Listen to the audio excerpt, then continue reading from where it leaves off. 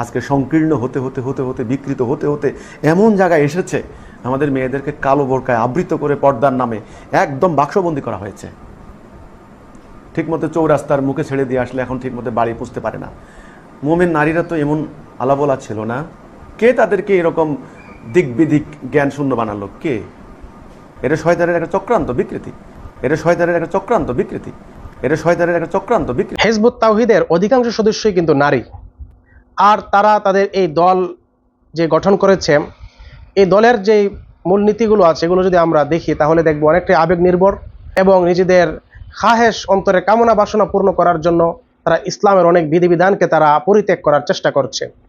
যেমন ইসলামের পর্দার বিধানটাকে তারা অস্বীকার করে, বিশেষ করে মহিলাদের চেহারা খোলা রাখাটাকে তারা বৈধ মনে করে।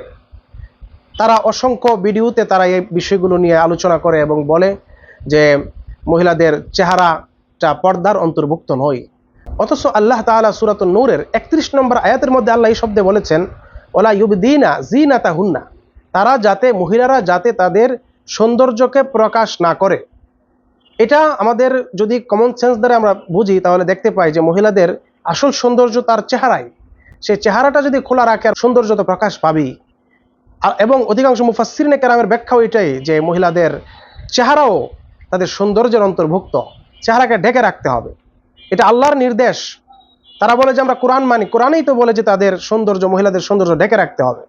আসলে হিজবুত তাওহীদ তারা হাদিস মানে না, উলামায়ে কেরামকে তারা কটাক্ষ করে, এমনকি তারা কোরআনকেও মানে না, কারণ তাদের অন্তরের খায়েশ যার দ্বারা পূর্ণ না হয় সেটাকেই তারা মানে না।